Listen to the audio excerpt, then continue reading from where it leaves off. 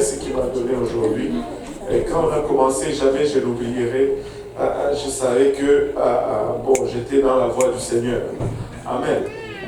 Et on va lire juste un verset dans le livre de Josué 24, le verset 15. Un passage très familier, je pense que nous les connaissons presque tous. Josué 24, verset 15.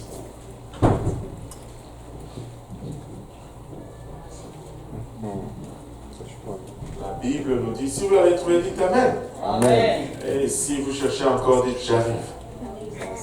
Okay. Il y a deux qui arrivent et peuvent arriver à l'écran. Amen. Et la Bible nous dit ceci. Et si vous ne trouvez pas bon de servir l'Éternel, choisissez aujourd'hui qui vous voulez servir, ou le Dieu que servaient vos pères au-delà du fleuve, ou les dieux des Amoréens dans le pays dans lequel vous habitez. Moi et ma maison, nous servirons l'Éternel. Amen. Moi et ma maison, nous servirons l'Éternel. Si je devais mettre un titre aujourd'hui à ce message, ça va peut-être être un titre double. Je dirais, as-tu déjà oublié? Et tu le serviras par choix. C'est par choix que tu vas le servir. Et ça a l'air que tu as déjà oublié. As-tu déjà oublié? Prions tous ensemble. Seigneur, nous te rendons grâce pour ton amour, ta bonté, ta fidélité. Nous te remercions, Éternel, pour le privilège que nous avons de nous réunir, Papa, dans ta présence, Papa, et nous réalisons combien nous sommes inadéquats et combien ce privilège est non mérité, Seigneur. C'est pourquoi nous implorons d'abord ta grâce, Papa, que tu nous purifies de toute souillure de la chair, de l'âme et de l'esprit, Seigneur. Père éternel, il a alors que nous allons, Papa, regarder dans ta parole, nous réalisons encore une fois combien, Papa, nous sommes des hommes charnels et combien cette parole est folie pour nous, car nous ne pouvons la comprendre de nous-mêmes, elle étant esprit, Seigneur. Aide-nous maintenant, nous te prions, moi, afin que je puisse la donner sans crainte, ni faveur, ni hésitation. Aide-nous tous ensemble, Seigneur Jésus-Christ, afin que nous puissions la recevoir et lui réserver une place de choix dans nos cœurs où elle va germer, produire de fruits, et que ce fruit nous conduise jusque dans la vie éternelle. Et c'est au nom de Jésus que nous te prions, ainsi avec action de grâce dans les cœurs. Nous disons tous au nom de Jésus. Au nom de Jésus. Alléluia. Et vous pouvez vous asseoir. Alléluia. As-tu déjà oublié? Alléluia.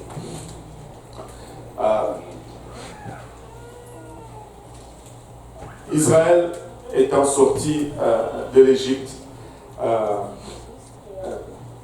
grands pas, ils sont sortis pas le main vide et ils ont, la Bible nous dit littéralement, dépouillé les Égyptiens. Et c'est par des signes, des prodiges et des miracles que ce peuple est sorti. La 10e plaie étant arrivée, le premier-né de tous les Égyptiens étant tué, et Israël est en marche. Ils sont sortis d'Égypte après une course de quelques semaines. Ils se sont retrouvés coincés en face de la mer Rouge. Et les Égyptiens, ayant réalisé la perte qu'ils avaient de main-d'œuvre, se sont mis à la poursuite du peuple d'Israël. Israël étant coincé, ne pouvant avancer, les Égyptiens en arrière, ils ont pleuré. En fait, ils se sont murmurés. Et Dieu a intervenu d'une façon puissante. La colonne qui les conduisait est passée à l'arrière d'eux. C'est devenu ténèbres pour les Égyptiens, alors que c'était lumière pour les Israélites. Un vent a soufflé et la mer a été divisée en deux. Israël a finalement traversé à pied sec de l'autre côté, Dieu opérant une grande délivrance. Le peuple ont vu. Ils ont traversé et finalement Israël, plutôt la colonne s'est enlevée et les Égyptiens ont voulu poursuivre. Ils sont enfoncés entre les eaux séparées de la mer, mais là au milieu de la mer, les chars ont commencé à s'enlisser dans la boue, les roues se défaisaient de leurs chars et finalement Dieu a refermé la mer sur les Égyptiens et Israël était en train de contempler cela à l'autre rivage, comment les chevaux et ses cavaliers, leurs cavaliers plutôt, et leurs chars se sont engloutis et Myriam a sorti le tambourin, ils ont dansé, ils ont célébré, ce n'était pas des choses qu'on leur racontait, ils ont vécu cela eux-mêmes. Ils ont marché quelques mois, ils se sont retrouvés à la porte de la terre promise avec Moïse, voulant entrer. Moïse a envoyé 12 espions. Les 12 espions ont exploré la terre promise pour revenir avec un rapport conflictuel. Oui, le pays que nous avons exploré est vraiment un pays où coule le lait et le miel. Retournant avec un témoignage extraordinaire, une grappe de raisin qui devait être portée par 2 personnes. Moi, je suis encore à la recherche de tel raisin. Je ne sais pas pour vous, mais le raisin, c'est probablement le 2e meilleur fruit après la mangue. Bon, ça c'est juste... ça c'est juste moi. Je ne sais pas votre classification. Après la mangue vient tout de suite le raisin. Vous pouvez mettre vos autres affaires après les pommes, les abricots, après la mangue d'abord. Et après le raisin. Alléluia. Et une grappe de raisin qui devait porter 2 personnes. Imaginez-vous, vous allez chez IGA et vous avez besoin de Louis-Paul et de Pasteur Abou pour porter vos raisins. C'est extraordinaire. C'est extraordinaire. Oui, c'était vraiment un pays où coulait le lait et le miel. Mais ils ont ajouté un mais à leur rapport. Ce pays est rempli de géants. Vous savez, ça prenait des géants pour cultiver de tels raisins. C'est ça. Allô? Amen. Ça prenait des géants pour cultiver de tels raisins. Parce que sinon, qui allait déplacer ces raisins? Qui allait les entretenir? Et le peuple a murmuré, Dieu les a retournés pour errer dans le désert pendant 40 ans. Ils ont erré 40 ans dans le désert et pendant ces 40 ans, tous ceux qui sont sortis d'Égypte à l'âge de 20 ans et plus ont péri dans le désert. Et à l'excepté de 2, Josué et Caleb. Les 2 seuls qui avaient qui avaient amené un bon rapport. Il y avait 12 espions au total. 10 ont donné un mauvais rapport, disant il y a des géants, retournons. Je suis sûr que si je les demandais aujourd'hui, personne ne va me donner même un seul nom de 10 espions. Mais nous nous rappelons tous de Caleb et Josué. Certains d'entre vous ne savent même pas dans quel livre on trouve ces 10 espions. Encore moins le chapitre. Mais nous nous rappelons encore de Caleb et de Josué. Laissez-moi vous dire, dans ce royaume, si tu veux tomber dans l'oubli, amène des rapports négatifs. Si tu veux être oublié, sois constamment négatif. Dieu ne travaille jamais dans le négatif. Dieu travaille toujours dans le positif. Amen. Quand ça devient négatif, ça a une autre source. Ça a une autre source. Dieu, même lorsqu'il t'interdit de faire quelque chose, il le fait toujours de façon positive. Alléluia. Et là, ils ont erré 40 ans dans le désert. Et pendant ces 40 ans, permettez-moi de vous dire, ils n'ont manqué de rien. ils se sont plaints pour le pain. Le pain est tombé du ciel tous les jours. J'aime le Bishop Woodward, il nous a donné une autre révélation. Vous savez qu'est-ce que ça signifie, manna? Ça signifie, mais c'est quoi ça? Manna littéralement signifie, mais c'est quoi ça? Donc le matin, quand ils se sont réveillés, sortis dehors, ils ont vu la manne sur la terre, ils ont dit, mais c'est quoi ça? Il a même ajouté que certaines femmes préparent encore la manne aujourd'hui. Ils vont faire leur repas, ils mettent sur la table, le mari vient et dit, mais c'est quoi ça?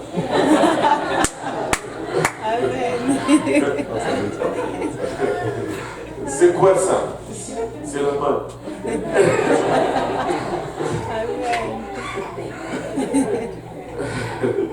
Ils ont mangé la manne tous les jours. Ils se sont plaints on est fatigué de manger le pain, on veut la viande. Et il y avait les cailles venaient et je ne sais pas pour vous, mais est-ce qu'il y a quelqu'un qui aime les cailles ici? Si, oh, c'est bon ces affaires-là. Il y a, tu sais, tu te bats avec chaque os. Et à un moment donné, tu es fatigué, tu commences à croquer même les os. Je ne sais pas si vous pouvez vous identifier à cela. Mais je vous dis, Dieu sait comment donner de bonnes choses à ses enfants. Mais même les cailles, vous savez, ils ont mangé les cailles. Mais ils ont commencé à se plaindre. Et regardez, la Bible nous dit qu'ils croissaient avec leurs vêtements. Il n'y avait pas de Walmart dans le désert. Il n'y avait pas de Costco dans le désert où ils pouvaient aller et acheter des vêtements pour leurs enfants. Leurs sandales grandissaient avec leurs pieds. Leurs vêtements grandissaient avec leur corps. Il manquait de l'eau. Dieu dit à Moïse, frappe le rocher. Moïse frappe le rocher et l'eau coule. Mais laissez-moi vous dire, non seulement Moïse frappe le rocher, l'eau coule, mais le rocher les suivait littéralement dans leur marche dans le désert. Je me rappellerai toujours de cet homme, il s'appelait Gilbert, c'était un Français avec qui on travaillait. J'ai commencé à lui parler de la parole de Dieu, il était très sceptique. Mais il venait toujours me poser des questions. Et à la fin, il s'était acheté une Bible. Mais malheureusement, aujourd'hui, il est décédé. Je commençais à lui parler de la parole de Dieu un jour au travail. Et je lui dis, écoute, Israël était dans le désert. Moïse a pris un bâton, il a frappé le rocher et l'eau est sortie du rocher. Et puis Gilbert me regarde et dit, mais voyons Dieu donné, un bon géologue peut faire cela. Il faut connaître les roches, il faut connaître la pierre, tu peux faire cela, voyons Dieu donné. Et là je me gratte la tête, je dis, mais attends Gilbert, mais le rocher le suivait dans le désert. Ce n'était pas n'importe quel rocher Gilbert. Il dit, mais toi là. Et regarde, Dieu, il va toujours te mettre quelque chose pour que tu réalises que c'est du surnaturel. Non seulement il frappait le rocher, mais le rocher le suivait dans le désert. Le rocher le suivait. Il ne manquait de rien. Tous ceux, les ennemis se sont pointés sur leur chemin. Dieu les a écartés. Souvenez-vous de Balak. Qui voulait le maudire parce qu'il se dit ces gens écoutez, ils vont nous exterminer. On a essayé de les combattre, on n'arrive pas. Amenez-moi le prophète qui le maudisse. Le prophète vient, il n'arrive pas à le maudire parce que la parole de Dieu dit, il déclare ceci, Dieu lui dit de dire, je ne trouve aucune iniquité en Israël. Ces gens, regardez, ça m'a toujours bouleversé, ça m'a toujours renversé. Ce peuple qui était rebelle, ce peuple qui a rejeté Dieu tout le long. Mais Dieu dit quand même, je ne vois point d'iniquité en Israël. Waouh! Waouh! Et au lieu de les maudire, on le bénit. Et Moïse est en train de prier pour le peuple qui sont en train de lutter contre Amalek. Josué en bas en train de tailler. Moïse, le main fatigué, tombe. Israël perd la bataille. Le main relevé par Hur et Aaron, Israël gagne la bataille. De prodige en prodige, de miracle en miracle, Dieu les a fait traverser le désert. Jusqu'à ce que finalement, 40 ans après, ils se retrouvent encore une fois à la porte de la terre promise. Et là, Moïse meurt, il reste dans le désert et c'est Josué qui prend la relève. Première chose que Josué fait, il n'envoie pas 12 espions. Il dit, j'étais là, je faisais partir de 12. On ne va pas prendre de chance. Cette fois-ci, on envoie seulement 2, pas 12. Il a envoyé 2 espions, ces 2 espions sont rentrés. Mais quelle tristesse! Ils reviennent avec un rapport comme quoi leur ennemi était déjà en train de lever le drapeau blanc. Il était déjà en train de se dire que lorsque vous avez quitté l'Égypte, nous savions que Dieu vous a donné ces terres. Et il ne restait plus de force dans aucun ordre. Et nous tremblons à votre aspect. Et nos peuples sont en train de faillir. Au fait, Israël a fait demi-tour devant des géants qui étaient déjà prêts à abandonner eux-mêmes. Et très souvent, nous allons faire cette erreur dans notre marche.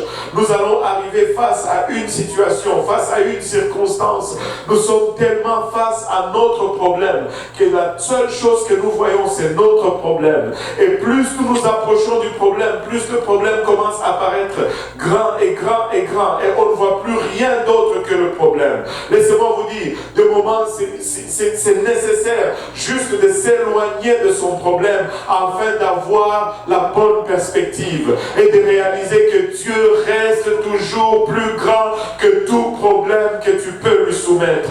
Il n'y a pas une circonstance, il n'y a pas une situation qui dépasse Dieu. Amen. Écoutez, Dieu peut tout faire. Tout. Il peut tout faire. Mais il ne fait pas tout. Dieu peut guérir toute maladie.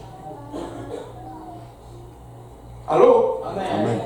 Dieu peut guérir toute maladie. Mais il ne guérit pas toute maladie. Et j'ai découvert pourquoi il ne guérit pas toute maladie. Vous voulez savoir? Non.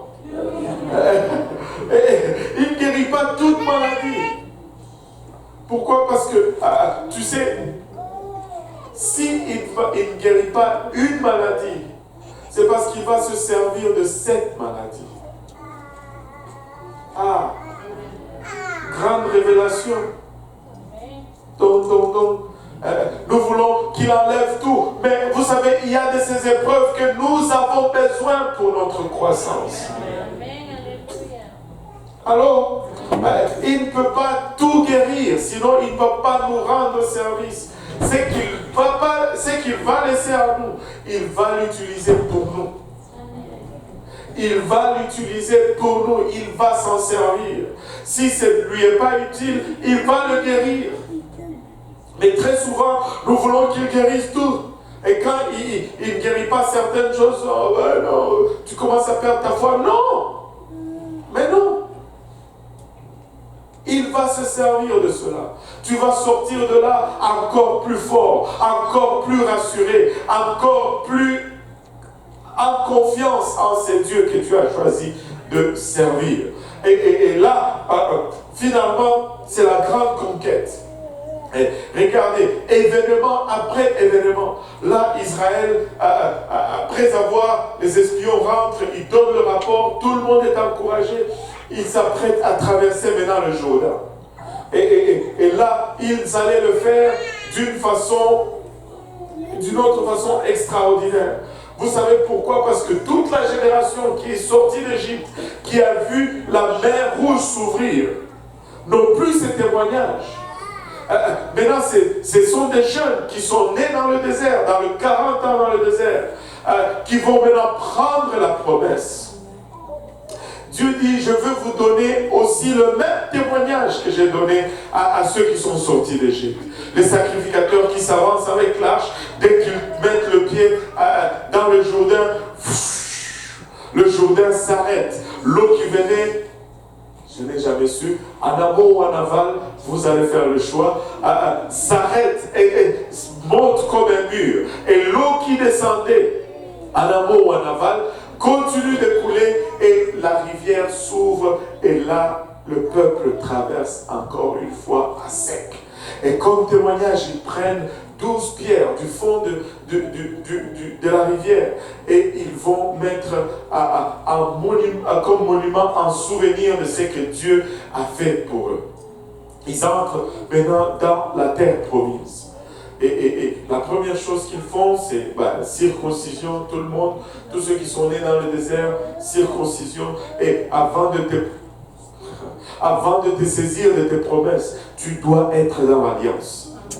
Tu ne peux pas avoir les promesses si tu n'es pas dans l'alliance. Circoncision, tout le monde. Et là, les voilà prêts à prendre maintenant possession de leur terre. Première ville, Jéricho. Regardez, c'est mémoire après mémoire, souvenir après souvenir, témoignage après témoignage. Ils allaient littéralement de miracle en miracle. Ils arrivent pour Jéricho. Il n'y a jamais eu une guerre comme celle de Jéricho. Dieu leur dit, vous n'allez même pas tirer une flèche sur Jéricho. Vous allez le faire à ma façon. La stratégie la plus ridicule dans toute l'histoire des guerres du monde. Vous allez sortir, premier jour, vous faites le tour de la ville et vous rentrez en silence. Vous ne dites rien. Deuxième jour, vous faites la même chose. Troisième jour, vous faites la même chose. Écoutez, militairement parlant, ça ne fait aucun sens. Parce qu'après 2 jours, votre adversaire sait exactement ce que vous allez faire le 3e jour, le 4e jour, et il est plus probable de vous tendre une embuscade duquel vous n'allez jamais récupérer. Mais c'était le plan de Dieu. Ça ne fait aucun sens, mais c'est que là, c'est que Dieu a demandé. Et souvent, vous allez passer à travers des choses qui ne font aucun sens, mais c'est tout simplement ce que Dieu demande. Et quand tu fais ce que Dieu demande, ça marche toujours. Ça marche toujours. Et là, ils sortent, ils font le tour du camp, plutôt de la ville, ils rentrent. Et le 7e jour, ils devaient faire le tour 6 fois d'abord en silence. Et au 7e tour, ils devaient maintenant pousser de cris. Et regardez, ils ont marché 1 fois, 2 fois, 3 fois, rien n'arrive. Et au 7e tour, alléluia, lorsque le 7e tour est accompli, tout le monde commence à crier. Et les murs de Jéricho s'écroulent. Et Israël prend possession de la première ville sans tirer une flèche. La main de Dieu était puissante, la main de Dieu les accompagnait puissamment. Ils ont tous vu cela. Ils ont tous été témoins de cela. C'était spectaculaire, juste à s'imaginer la poussière qui s'élevait lorsque les murs s'écroulaient. On pouvait voir cela de loin. Juste à s'imaginer les cris des gens dans cette ville qui était en train d'être détruite. On pouvait entendre cela de loin. Israël finalement fait la conquête de Jéricho d'une façon extraordinaire. Mais il y avait un commandement lors de Jéricho. Vous n'allez pas faire de butin durant la guerre, pour Jéricho. Vous n'allez pas dépouiller Jéricho. Vous n'allez pas vous enrichir de Jéricho. Pourquoi? Parce que Jéricho était la prémisse. Jéricho était leur première victoire dans la terre promise. Et la prémisse appartient toujours à Dieu. Arrêtez de voler les prémices, je vous dis. Le premier fruit appartient à Dieu. Et ça, c'était pas dans le message, mais c'est sorti tout seul. Et Akan ayant volé, la deuxième bataille était une catastrophe. Une petite ville, mais Israël a pris fuite et il a connu perte d'hommes. Et ils ont su tout de suite qu'il y avait problème dans le camp. Et après investigation, on découvre que c'est Akan qui avait volé l'or et les vêtements. Il y a certaines choses qui vont nous poursuivre jusqu'aujourd'hui. Encore aujourd'hui, une des plus grandes batailles que nous avons avec les enfants de Dieu, c'est toujours l'argent et la mode. L'argent et la mode. Je veux m'habiller de cette façon. C'était le problème d'Akan. Pasteur, je trouvais un travail, mais je ne peux plus venir à l'église parce que Dieu m'a béni avec un travail. Comment Dieu va te bénir pour te mettre hors de son église? Waouh! C'est la même chose. C'est la même chose. Je vais retourner dans mon message. Je vais enlever le chapeau du pasteur un peu. Je vais retourner juste être un messager. Juste être un messager. Regardez. Akan a été exposé, le péché, on a pris soin du péché. Écoutez, s'il y a le péché, il faut prendre soin du péché. Tu peux te retrouver peut-être à une place où tu dis, tu es à terre, mais tu n'es pas obligé de rester là à terre. Israël n'est pas resté sur sa défaite sur Haï.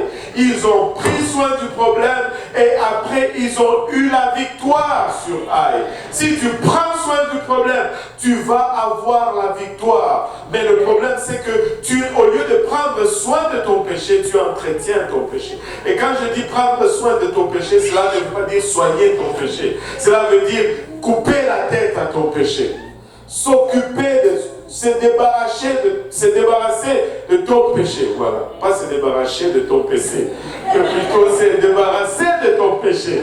Alléluia. Écoute, prends soin de cela et récupère ta victoire, mais tu entretiens cela, tu vas rester continuellement dans la défaite. Tu n'auras pas de victoire si tu ne prends pas soin de cela. Il y a de ces choses qu'il faut tout simplement tuer. Tu ne peux pas avoir des négociations. Tu ne peux pas avoir de compromis. Il faut tout simplement que tu mettes un terme, pas fini. Et c'est la seule façon. Et ils ont finalement écrasé Haï. Et nous pouvons énumérer les victoires. Quand ils se sont mis en guerre contre les Amoréens, 5 rois des Amoréens se sont ligués contre Josué. Josué est sorti et la bataille était longue. Josué dit, Seigneur, nous devons finir avec ces gens aujourd'hui. Et ce jour-là, Josué a prié, Seigneur, que le soleil s'arrête sur Gabaon. Et le soleil s'est arrêté jusqu'à ce que les enfants d'Israël ont pris soin de leurs affaires. Imaginez-vous un peu. Imaginez-vous un peu. Vous venez à l'église. Juste un exemple. Je veux juste un exemple. Vous venez à l'église. Et là, il y a, je ne sais pas, quelqu'un qui doit recevoir le Saint-Esprit. Mais vous priez, il ne reçoit pas le Saint-Esprit. Et quelqu'un dit, écoute, que le soleil s'arrête. Le jour n'avance pas jusqu'à ce que nous ayons fini cette affaire. Et le soleil s'est arrêté. Bang. Jusqu'à ce que Israël a pu finir son travail. Elle était longue cette journée. Je ne sais pas si vous êtes familier un peu avec les étoiles, les galaxies. Ça prend beaucoup pour arrêter le soleil.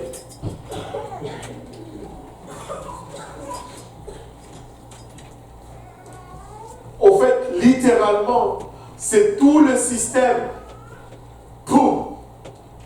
qui s'arrête, mais c'est seulement le bonhomme sur la terre qui continue à bouger. Dieu a fait cela pour des gens qui avaient une alliance scellée avec le sang de taureaux et d'agneaux. Combien d'avantages il peut faire pour toi qui a une alliance scellée avec le sang de son propre Fils. Et le soleil s'est arrêté. Et Josué a poursuivi. Regardez, les 5 rois ont pris fuite. Et Josué les a poursuivis. Ça, on est déjà dans le 10e chapitre de Josué. Il les a poursuivis dans la caverne. On les a sortis, on les a mis là. Et tout le peuple devait venir et mettre leurs pieds sur le cou de ces rois. Et finalement, on les a pendus. Et c'était de victoire en victoire, de victoire en victoire, de victoire en victoire que ce peuple est allé.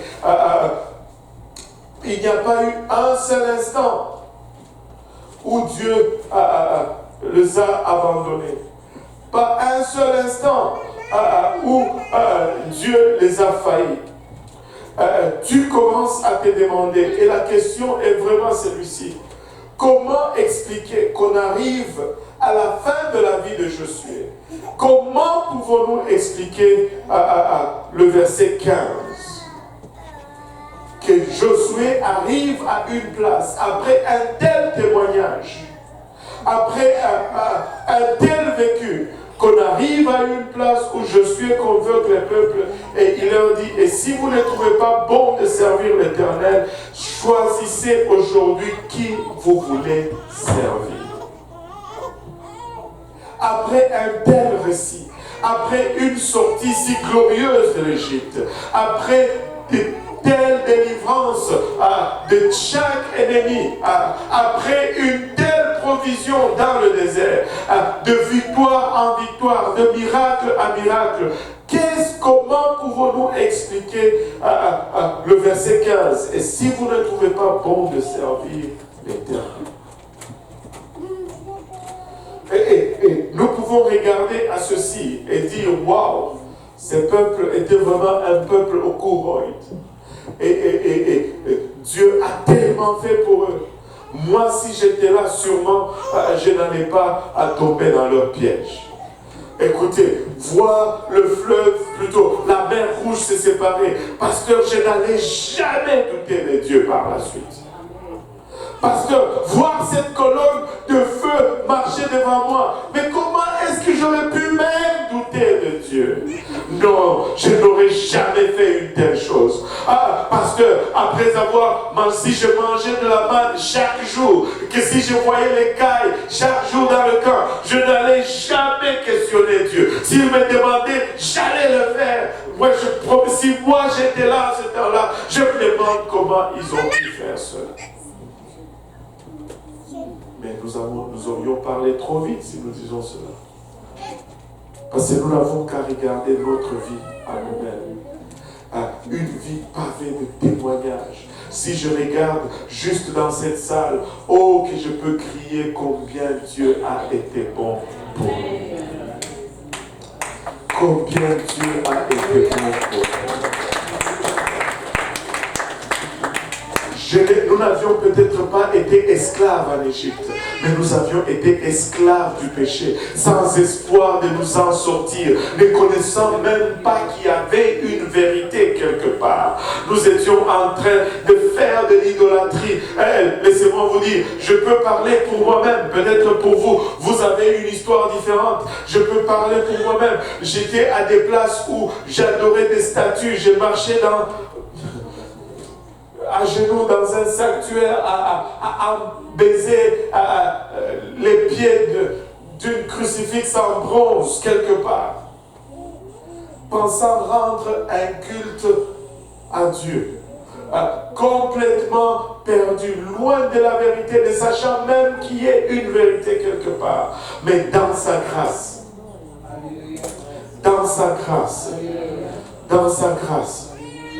il nous a sortis de là.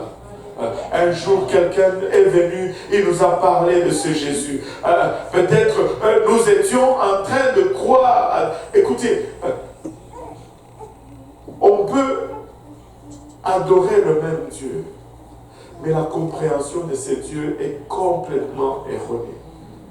Et ça ne peut pas nous amener au salut. Parce que celui qui croit celui qui va être sauvé doit d'abord croire qu'il est. Il faut, le livre d'Hébreux nous dit quoi? Que celui qui nous dit que celui qui vient à lui doit d'abord croire qu'il est. Et qu'il est le rémunérateur de tous ceux qui le cherchent avec diligence. Tu dois d'abord croire qu'il est. Tu dois connaître d'abord qui il est. Une fois, nous étions loin, mais il est venu nous chercher. Je ne sais pas pour vous, mais je peux vous dire, ce n'est pas parce qu'il y avait beaucoup d'efforts de ma part que je l'ai trouvé. C'est parce qu'il a tout simplement montré beaucoup de grâce en ma faveur.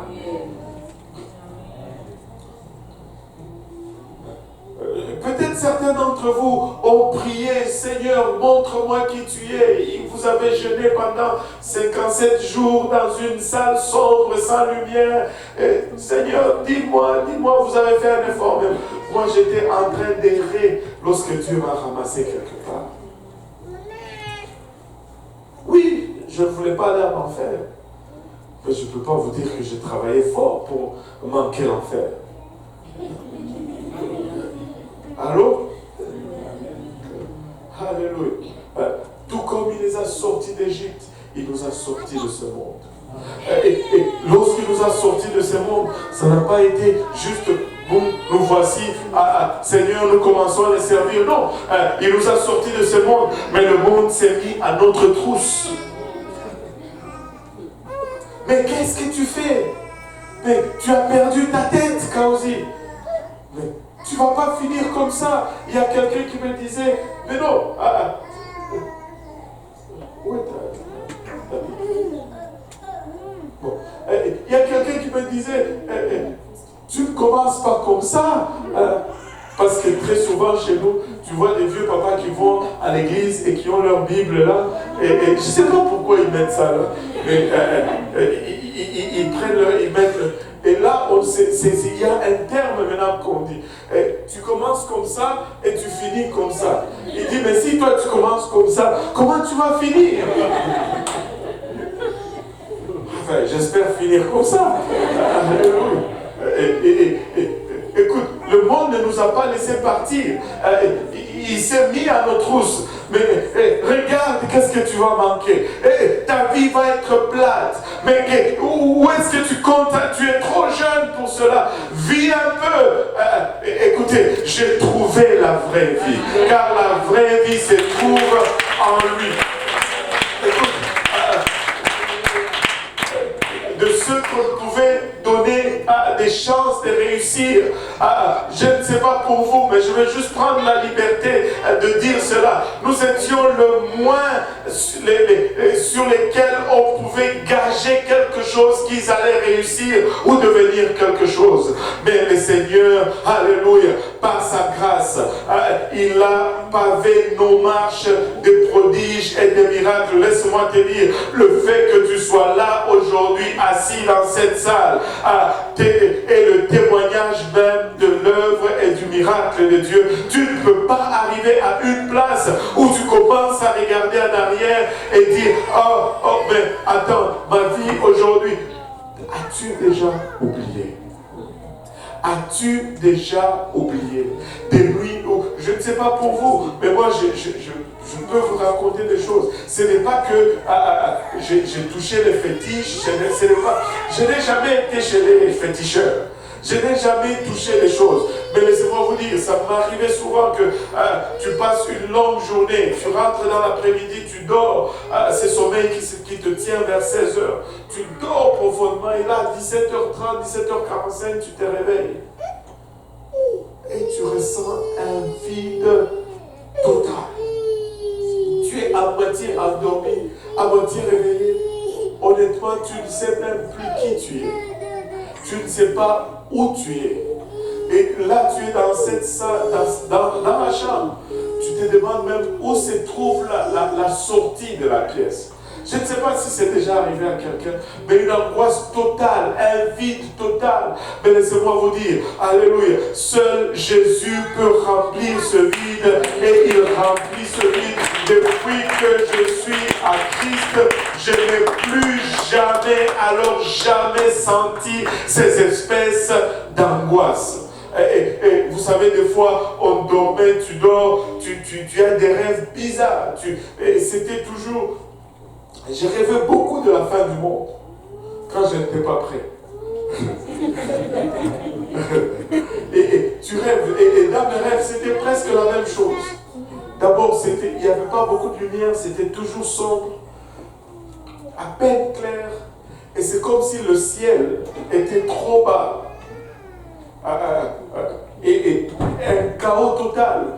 Et tu as peur, tu te caches, tu ne sais pas de qui tu te caches.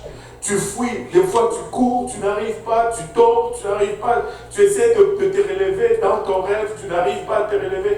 Et après, on me dira que si tu dors avec les jambes pliées, c'est comme ça que tu ne vas pas arriver à courir dans le rêve. Je ne sais pas si on vous a raconté la même chose, mais c'est ce qu'on m'a dit. J'essayais de dormir avec les jambes droites, mais je n'arrivais pas à courir quand même dans les rêves. Parce que ce n'est pas ce que ça prenait. Amen. Ça prenait l'évangile.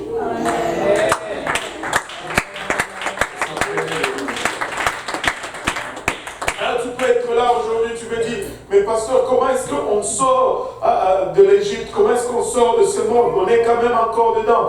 C'est très simple. On y sort juste par 3 étapes. La repentance. D'abord, tu dois faire un demi-tour. Tu ne peux pas continuer à marcher dans la même direction. Tu ne peux pas continuer à faire les mêmes choses. Et tu dois arriver à une place où tu te dis, wow, j'étais dans une mauvaise direction, mais pour que les choses changent, il faut que d'abord je m'arrête et que je fasse un demi-tour. Et la Bible appelle cela la repentance. La repentance, c'est mourir en soi-même. Mourir dans sa volonté, afin que la volonté de Christ commence à gérer ta vie. Quand tu meurs, il faut que tu sois enterré, sinon tu vas commencer à sentir et ça ne va pas être bon. Tout cadavre doit être enterré. Amen.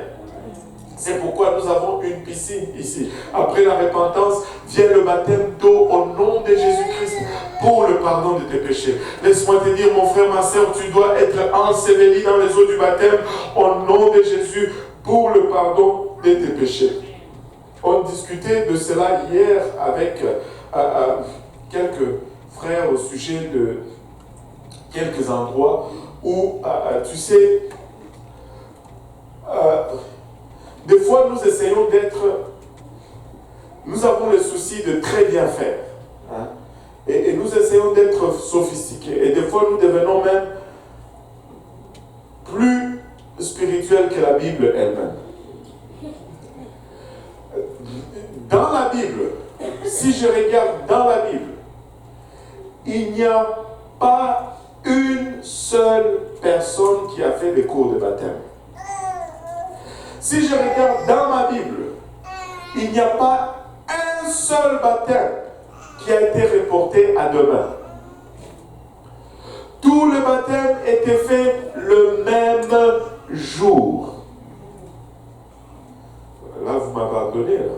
Avez-vous lu la Bible? Amen. Tous les baptêmes dans la Bible, c'était, même lorsque c'était la nuit, ils n'attendaient même pas que le soleil se lève. À la même heure de la nuit, ils sont allés au nom de Jésus. Pourquoi est-ce qu'ils faisaient cela? Permettez-moi juste de suggérer peut-être une réponse. C'est probablement parce qu'ils n'étaient jamais sûrs du lendemain. Entre vous et moi, personne ne garantit qu'on va revenir demain ici. Pour revenir demain, on vous dit, le pasteur qui prêchait là, qui parlait des Égyptiens, du monde et tout ça, il est à Eugène Bourgie. Bon, voilà. Il est à Eugène Bourgie. Vous savez, Eugène Bourgie, c'est voilà. Il est à Eugène Bourgie et il est à l'horizontale. Et là, il y en a d'autres qui vont pleurer. Pasteur, oh pasteur. Il y en a d'autres qui vont être contents. Ah, finalement, c'est pasteur.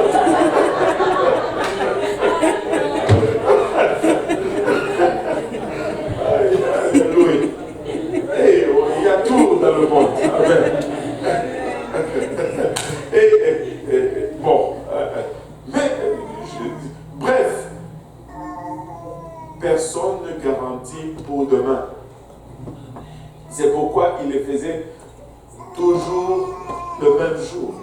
Et l'autre raison, c'est que ça ne prend pas. Une chose est nécessaire pour être baptisé. Ce n'est pas la théologie ou la connaissance théologique. D'abord, c'est la foi. Ben, j'ai dit une chose, c'est deux. D'abord la foi et puis la repentance. Amen. Quand on te prêche et que tu es convaincu, tu crois, tu te dis, bon, wow, et là vraiment, je prends la décision de suivre Jésus. Tu es prêt à être baptisé et c'est comme ça que le premier jour de l'église, le jour de la Pentecôte, il y a eu 3000 qui ont été baptisés. Et tu peux voir les geôliers dans Acte 16, la même nuit, ils sont allés et ils l'ont baptisé. Il n'y a pas de baptême différé dans la Bible.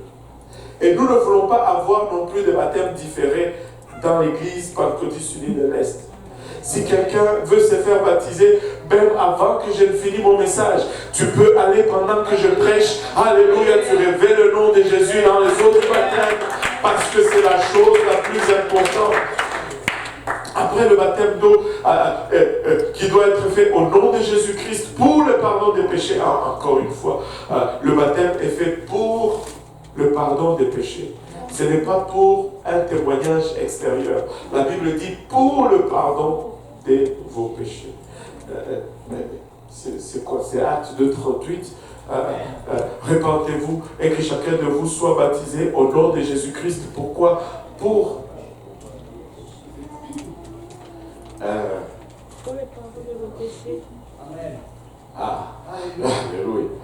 Quelqu'un vient de garder son boulot. Et alors, il répandez-vous et que chacun de vous soit baptisé au nom de Jésus-Christ. Pourquoi? Pour le pardon de vos péchés. Ce n'est pas pour un témoignage extérieur, non, pour le pardon de vos péchés. Tu veux dire, pasteur, que le baptême vraiment enlève le péché? Oui, c'est ce que la Bible dit. Amen. C'est ce que la Bible dit. Je me rappellerai toujours de cette histoire. C'est une fille, la fille de la sœur Thérèse de Saint-Jérôme. J'étais en train de baptiser à l'église de Saint-Laurent. Elle était encore petite, il y a quelques années. Elle arrive là, elle se tient sur le baptistère et regarde dans l'eau. Et tu pouvais voir le point d'interrogation dans son visage. Et puis elle me regarde et me dit, cette eau doit être très sale, hein? J'ai dit, non, pas vraiment, parce qu'on traite cette eau comme on traite une piscine, c'est-à-dire, c'est pas si sale que ça. Je dis, mais pourquoi tu dis que l'eau doit être sale? Elle dit, c'est parce que, avec tous les péchés des gens qui restent à la maison, et pour elle, littéralement, quand tu rentres dans l'eau, on te baptise, tes péchés restent dans l'eau, tu sors sans péché, et elle avait la meilleure compréhension de la vie. Elle avait la meilleure compréhension de la vie. Alléluia. Et c'est pour le pardon des péchés qu'on fait le baptême d'eau. Amen. Et le nom de Jésus-Christ doit être invoqué parce que c'est le nom, au fait, qui est le savon pour enlever le péché. Amen. Acte 10, 43 nous dit que quiconque croit à lui reçoit par son nom le pardon des péchés. Le pardon des péchés vient par le nom de Jésus-Christ au moyen du baptême. Maintenant, s'il n'y a pas de nom, bien sûr, il n'y a pas de savon. Tu ne peux pas...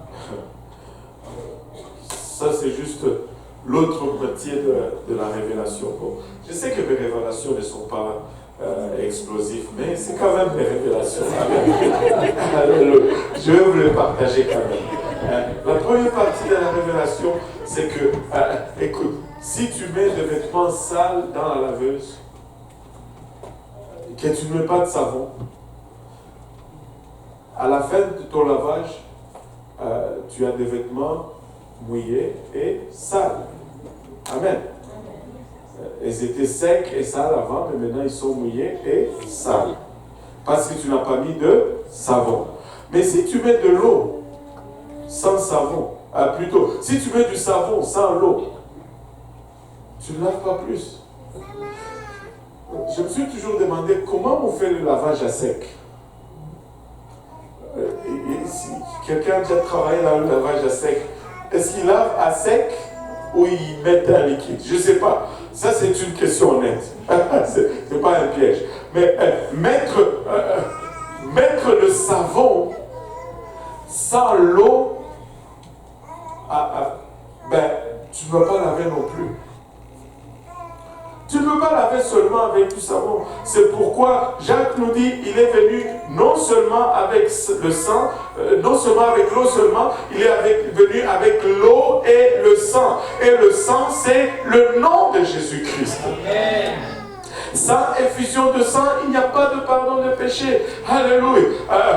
Sans effusion de sang, il n'y a pas de pardon de péché. Quiconque croit à son nom, reçoit par son nom le pardon de péché. Nom est égal à sang. C'est ça l'équation. Très simple. Quand tu les mets et tu sais, quand on faisait à l'école, là, tu égalises et puis tu barres ici, barres à gauche, et tu restes seulement avec l'eau et le sang. Plutôt, le sang, le nom et le sang. Parce que tu barres les autres choses qui se retrouvent de deux côtés. Regarde, ça prend l'eau et ça prend le sang. Est-ce que c'est nécessaire de se faire baptiser? Oui, c'est nécessaire de se faire baptiser. Ça prend l'eau. Alléluia. Ça prend l'eau. Et pas se faire asperger, se faire baptiser. C'est pourquoi nous avons une piscine ici. Nous n'avons pas un bol. Parce que le mot baptême vient du grec qui signifie vraiment plonger ou immerger ou tremper. On te plonge, on t'immerge, on te trempe dans l'eau au nom de Jésus-Christ. Le troisième pas, je n'ai pas oublié le troisième pas. Le troisième pas, c'est tout simplement le baptême du Saint-Esprit. Dieu, quand tu viens à lui, il te donne, il te remplit de son esprit. Et Acte 2,38 nous le dit, et vous recevrez le don du Saint-Esprit. Ceux qui viennent à lui, ils le remplissent de son esprit. Et c'est cet esprit qui va maintenant nous aider à marcher sur ce voie. Le don du Saint-Esprit est pour tout le monde. Et regardez, et vous recevrez le don du Saint-Esprit. Ça, c'est ça la promesse. Maintenant, regardez le verset 39. Car la promesse est pour vous. Que tout le monde dise moi. Déjà, juste ça, ça devait nous dire pour tout le monde. Pour vous, mais vous pouvez dire, il parlait aux Juifs, c'est seulement pour les Juifs. Pour vos enfants, les enfants aussi reçoivent le Saint-Esprit. Moi, je n'ai jamais compris pourquoi les gens doutent de ces faits. Et, comment ça, un enfant va recevoir le Saint-Esprit? Oui, les enfants reçoivent aussi le Saint-Esprit. Vous savez, j'ai raconté cette histoire, mais je vais la raconter encore. On était en Afrique, dans l'église de mon frère, et là, plusieurs enfants ont reçu le Saint-Esprit, et ça a causé un problème avec les anciens de son église. Comment ça, les enfants? J'ai dit, oui, les enfants. Parce que ça dit, quand la promesse est pour vous et pour vos enfants. Et finalement, Dieu nous a inspirés, on leur a posé une question. Avez-vous déjà vu un enfant à qui on a donné la sorcellerie? Oh oui, là c'est facile. On va te sortir même des enfants de 3 ans qui ont la sorcellerie. Ce sont des sorciers. Je dis, bon, okay. Si tu crois que le diable peut donner de mauvais esprits à cet enfant, pourquoi est-ce que tu ne crois pas que Dieu peut donner un bon esprit à cet enfant? Amen, amen, amen. Dieu donne son esprit. Il donne le Saint-Esprit aux enfants. Les enfants peuvent recevoir le Saint-Esprit. Et le plus tôt ils le reçoivent, le mieux c'est. Le mieux c'est. Ne le laissez pas faire face. Les écoles aujourd'hui, ce sont des zones de guerre. Ce n'est même plus des zones de guerre. Ce sont des zones de sinistre, des endroits de corruption intense. Les choses qu'on enseigne aujourd'hui dans nos écoles, c'est la perversion totale.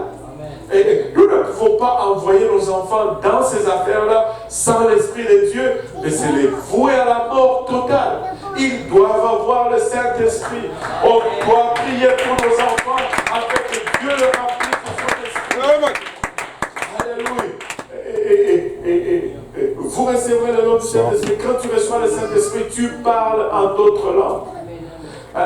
Que tu sois président de la République, tu vas parler en d'autres langues quand tu reçois le Saint-Esprit. Que tu sois ingénieur, tu vas parler en d'autres langues quand tu reçois. Que tu sois chômeur ou illettré, tu vas parler en d'autres langues. Que tu sois blanc, jaune, rouge, tu vas parler en d'autres langues quand tu reçois le Saint-Esprit.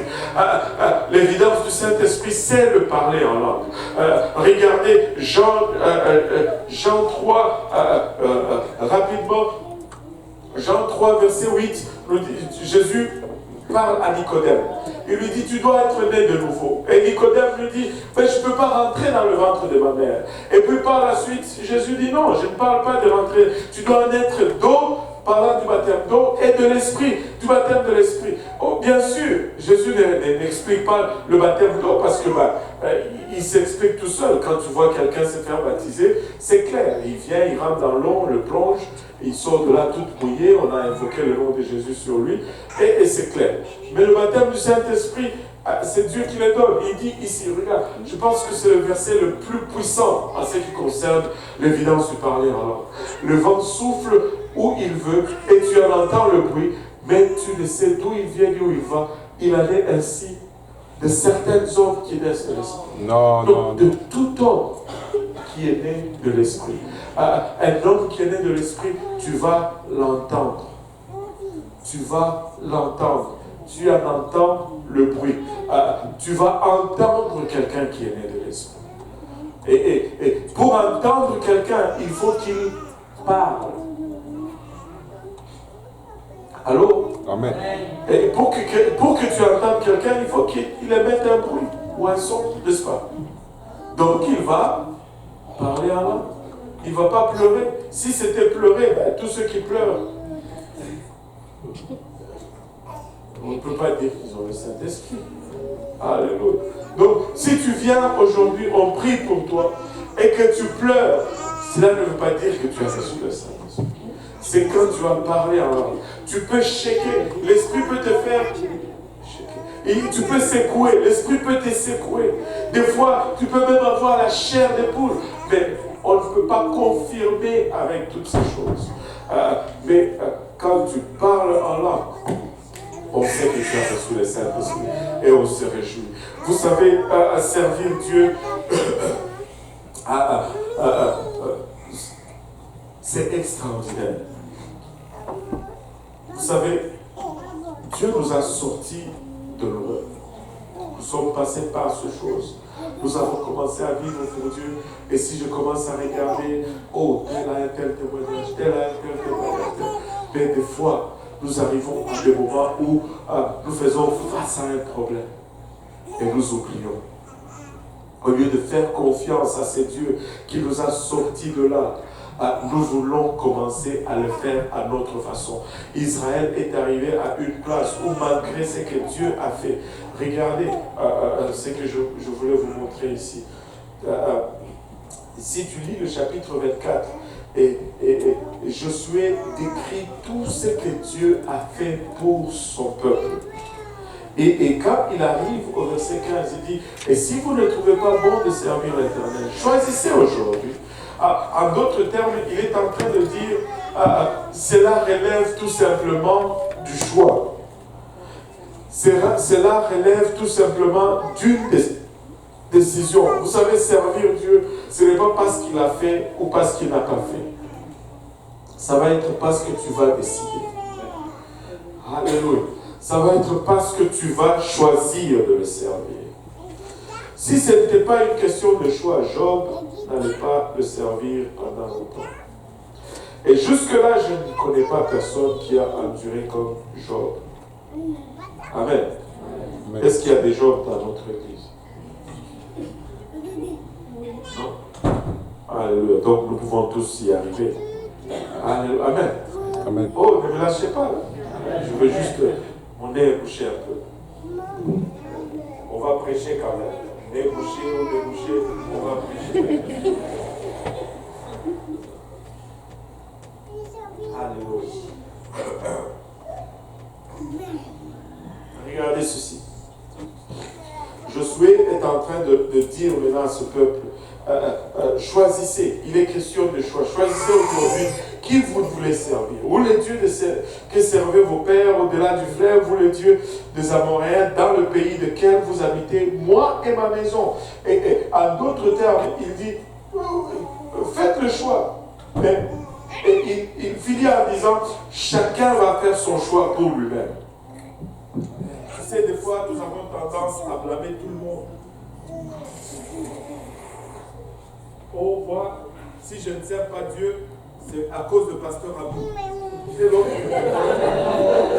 jour, il prêchait, il me pointait du doigt. Quand il prêchait, il regardait tout le temps dans ma direction. Il disait, oh, arrêtez de mentir, alors qu'il me regardait. Moi, dans cette église, je ne veux plus aller. Le pasteur Abou, là, des fois, il est juste dur. Écoute. Pasteur Abou doit choisir d'abord pour lui-même. Alors n'essaye pas de le blâmer. Il fait juste le travail de Dieu. Choisis aujourd'hui qui tu vas servir. Ou bien tu vas servir le monde, ou bien tu vas servir ce Jésus qui a tant fait pour toi. Seigneur, vous servir l'éternel. Alléluia. Et là, le peuple répondit, non, nous allons choisir l'Éternel. Nous allons servir l'Éternel. Regardez. Regardez le verset 23. On va lire le verset 22 et le verset 23. Je suis dit au peuple, vous êtes témoins contre vous-même que c'est vous qui avez choisi l'Éternel pour le servir. Ils répondirent, nous en sommes témoins. Êtes-vous témoins pour vous-même que vous avez choisi de servir Jésus-Christ? Nous en sommes témoins. Nous sommes témoins. Vous êtes témoins. Alors, qu'est-ce que je suis dit par ôtez donc les dieux étrangers qui sont au milieu de vous et tournez votre cœur vers l'Éternel, les dieux d'Israël. Vous savez, ce peuple qui avait vécu tellement de choses, qui avait vécu la main puissante, la gloire de Dieu, était déjà rendu même au milieu de ce que Dieu faisait pour eux, à avoir des dieux étrangers au milieu d'eux. Ils avaient des amulettes dans leur maison. Ils avaient, alors que Dieu était en train de faire de grandes choses pour eux. Nous ne voulons pas tomber dans le même piège.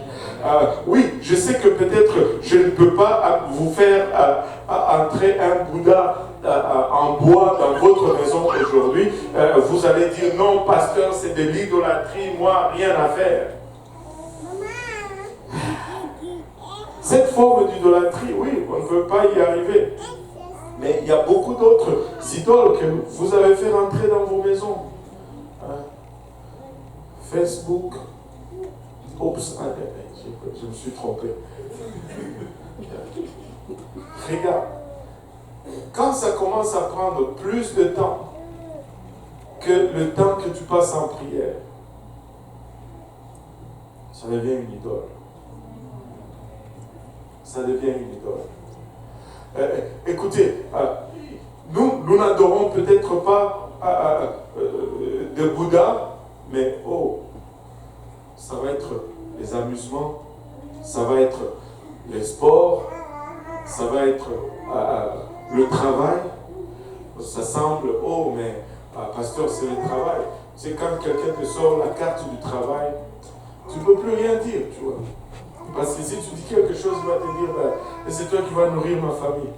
Et là, tu ne sais plus quoi dire. Tu dis seulement, gloire à Dieu. Mais regardez, nous ne pouvons pas arriver à une place où nous mettons Dieu en avant de quoi que ce soit. Je ne suis pas en train de vous dire, maintenant, abandonne ton travail pour être à l'église 7 sur 7. Mais laissez-moi vous dire, je peux vous donner mon témoignage et le témoignage de plusieurs personnes qui ont, quand ils étaient pour choisir entre Dieu et le travail, ils ont choisi Dieu et Dieu a fait le meilleur pour eux. Mais, ôtez juste les idoles. Mettez Dieu en priorité. Il a tellement fait beaucoup pour nous. As-tu déjà oublié tout le bienfait de Dieu? As-tu déjà oublié? Dieu nous a sortis de beaucoup de choses, des situations familiales, des situations économiques, des situations sociales, des catastrophes. Écoutez, nous ne pouvons pas arriver aujourd'hui et oublier. Ce que je suis fait avec le peuple d'Israël, c'était qu'il a juste compté les bénédictions. Il a commencé depuis Abraham, il a sorti de là. Écoutez, arrête de compter tes problèmes, commence à compter tes bénédictions. Essaye de passer même un jour seulement où tu te dis, oui, Dieu a fait ça, Dieu a fait ça. Que ça soit un peu différent du quotidien où tu dis, oh, j'ai ces problèmes, j'ai cette situation. Non, commence.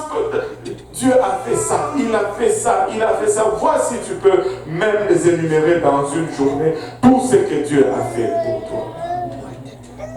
Oui, je sais que des fois nous traversons des situations où nous pensons que c'est la fin du monde. Mais ce n'est jamais la fin du monde. Tu vas te réveiller demain, la terre va toujours être là, le soleil va, à moins que Jésus ne rentre, ça va être là. Ça va être là. Peu importe, ça monte, ça descend, ça va être là. Il y a de ces jours où je vous disais, j'étais dans mon lit, je disais, Seigneur, qu'il y ait une catastrophe, qu'un volcan se lève, tu sais, et des fois c'était pour des choses nul. Mais nous faisons cela même pour des choses que nous pensons. Vous n'avez pas connu mes enseignants à l'école primaire. Si vous avez connu mes enseignants, vous allez me comprendre. Ces gens-là, ils avaient des fouets dans leur tiroir. Ça ne blaguait pas. Et quand ça nous donnait une récitation, c'est comment ça, la cigale et la fourmi. Et que toi, tu es allé à la maison. Là, les amis du quartier sont venus. Vous êtes allé jouer. Tu as oublié que tu devais mémoriser. Et là, c'est demain matin, quand on te prépare pour aller à l'école, tu dis, oh, la cigale et la fourmi. Tu essayes comme ça ne rentre pas. Là, tu as mal au ventre. Vous êtes en train d'aller à l'école, tu dis, oh, que la terre explose, que le professeur meurt, quelque chose. Là, c'est le problème le plus grand de ta vie. Et certains d'entre vous, vous êtes là, et tu vois ton problème, tu dis, oh Seigneur, mais que la terre explose. Laisse faire. Dieu est bon. Compte tes bénédictions. Tu vas sortir de là vivant. Si tu ne te guéris pas, il va te fortifier. S'il ne te délivre pas, il va faire de toi plus fort. Et il va se servir de ses problèmes. S'il n'enlève pas, il va s'en servir. Il va s'en servir. Compte tes bénédictions. Compte tes bénédictions. As-tu déjà oublié? Si on peut se lever tous ensemble. As-tu déjà oublié? As-tu déjà oublié?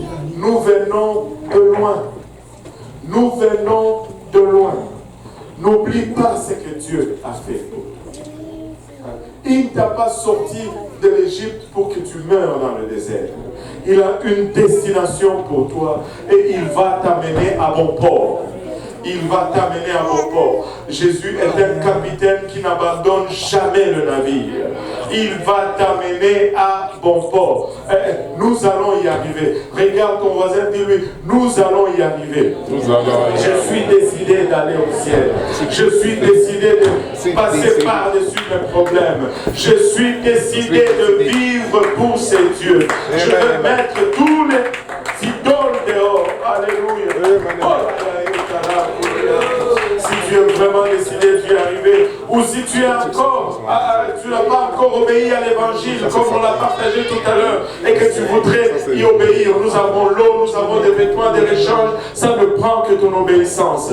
Mais si tel n'est pas le cas, Si tel est le cas que tu as déjà obéi à l'évangile, je vous invite à venir à l'avant. Si vous vous êtes dit, moi et ma maison, nous servirons l'Éternel, venez vous rejoindre à nous dans cet hôtel. On va prier, alléluia, on va se recommettre encore à Dieu, on va se réengager encore, alléluia, on va dire, Seigneur, nous allons compter nos bénédictions. Tu nous as fait sortir de loin, papa. La terre ne va pas exploser. Le professeur ne va pas mourir. Mais je vais sortir de ceci vivant. Je vais sortir de ceci encore plus fort. Je servirai l'Éternel. Moi et ma maison, nous servirons l'Éternel. Moi et ma maison, nous servirons l'Éternel.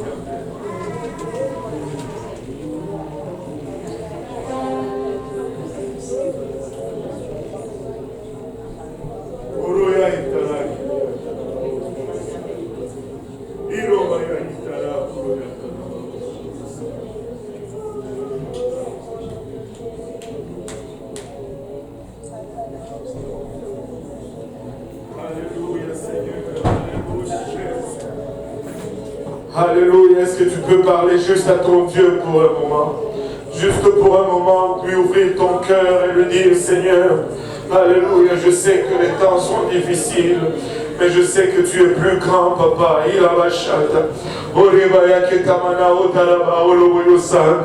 Je refuse de regarder en arrière. Je refuse de regarder en arrière. Je refuse de regarder en arrière. Alléluia Jésus, alléluia Jésus. Papa, tu m'as sorti d'Égypte. Et tu m'as mis en route, alléluia, vers Canaan. J'établis mon regard sur Canaan et je refuse de regarder à l'Égypte. Gloire au nom de Jésus, gloire au nom de Jésus. Gloire au nom de Jésus, papa, toi qui sonnes les cœurs et les mains. Sonne-nous aujourd'hui et connais-nous exactement la place où nous sommes, papa.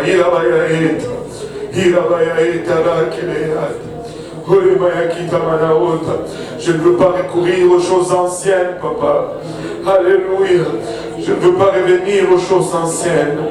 Père éternel, il a bachitala koloyata. Kelemaya itala kolomaya itala itala keleyata. Imo itala kelemaya itala itala. Alléluia Jésus. Alléluia Seigneur. Alléluia papa. Hikaramaya utala kolomaya itala. Sois loué papa. Sois glorifié Seigneur. Sois exalté Seigneur. Borimaya kitamana utaraba oloboyo sanda. Ikaramaya itara koloya taraba oloboyo sanda. Eremaya itaramaya itara koloya eta. Hiroboyo itara koloya taraba oloboyo sanda. Arimaya kitaraya itara koloyata. Alléluia Jésus, alléluia. C'est authentique, c'est authentique. Alléluia. Il y a des gens qui sont en train de rechercher le Saint-Esprit. Et la main de Dieu est en train de bouger dans cet hôtel. Alléluia Jésus, alléluia Seigneur. Tu adores seulement ton Dieu, tu laisses sortir ta voix.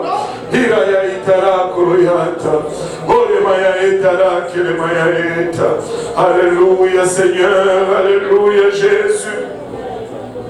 Alléluia Seigneur, alléluia Papa, alléluia Jésus, alléluia Jésus. Oui Seigneur, c'est réel, c'est authentique.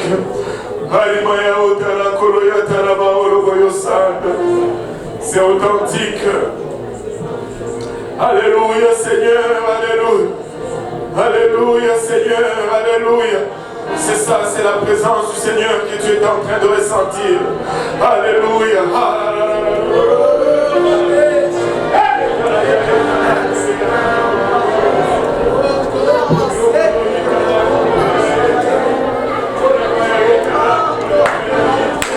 Alléluia.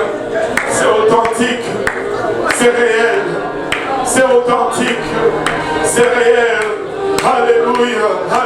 Alléluia Jésus. Oh minaya etala kolomaya eta. Oh minaya etala kolomaya eta.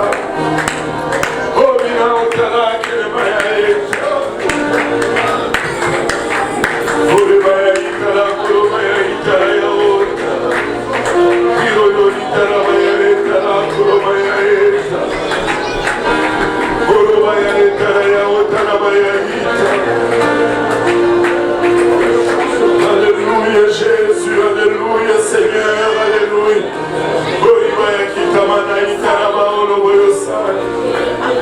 Oh Jésus, Alléluia. Sa présence est en ces lieux, oui Seigneur, c'est ça, tu l'adores seulement, tu l'adores.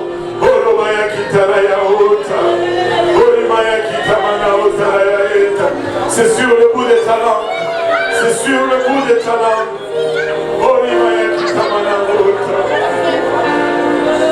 C'est sur le bout des talents.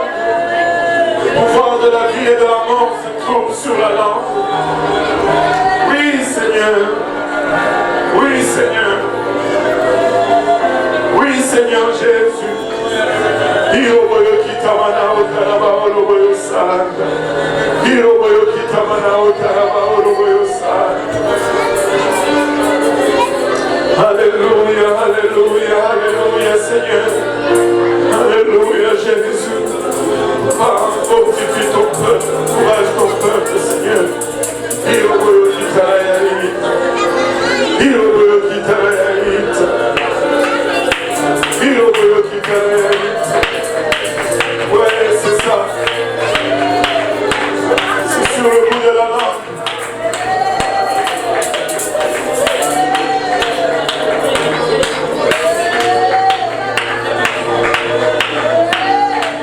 Sur le bout de la langue. Vous recevez une puissance de Saint-Esprit survenant sur vous. Oh, l'imaya itala koloya.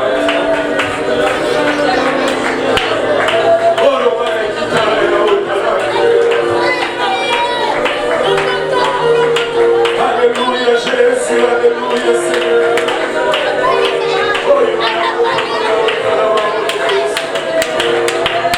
Oh oui Seigneur. Oh oui Seigneur.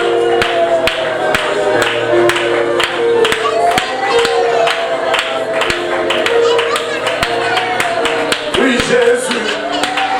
Oh il m'a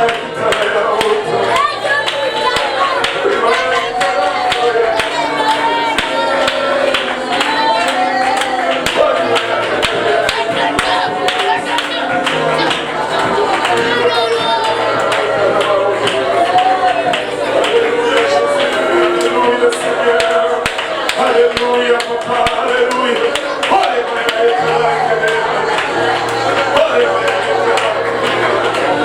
Oh oui, Seigneur, Jésus.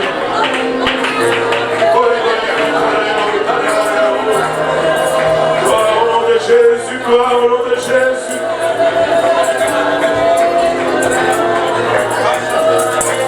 Gloire au nom de Jésus.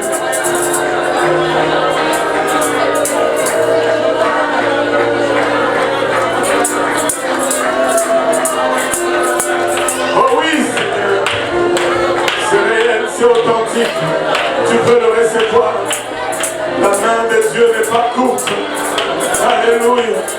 La main de Dieu a fait bouche sur toi en ce moment.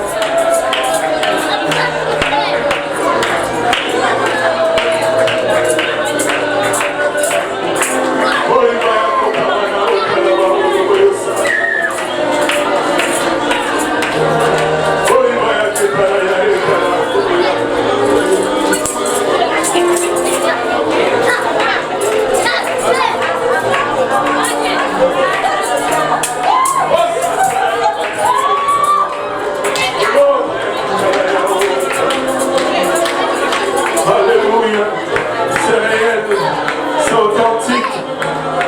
Il y a déjà une personne qui parle en langue, comme l'Esprit lui donne de s'exprimer. Alléluia, pousse. Alléluia. Adore le nom avec ta tête, mais avec tes entrailles.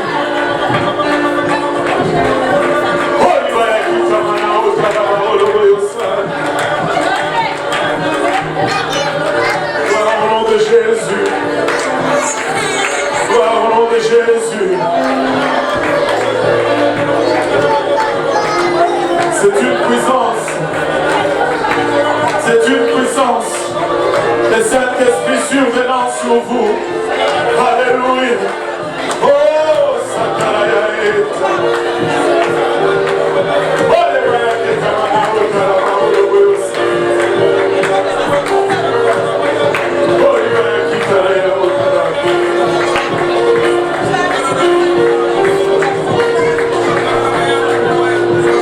Gloire au nom de Jésus. Gloire au nom de Jésus. Oh,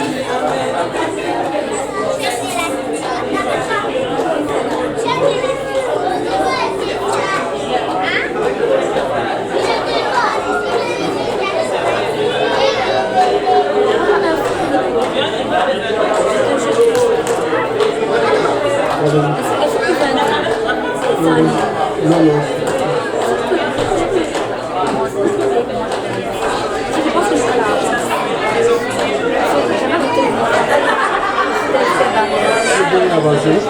Parce qu'avec la semaine, on fait exprès pour que les gens se battent. Parce que sinon, c'est pas la première personne qui me demande ça. C'est pas bon. Parce que vous êtes des jeunes, on vous en demande. Dans 2 semaines, tu peux payer. Je suis. Dès que tu as quelque chose dans même c'est bon. Non, mais je viens de recevoir ta place. C'est parce qu'on a changé de loi. Il faut qu'on fasse ce que les gens se battent. C'est qu'on essaie de voir ça avec les gens. Dans 2 semaines.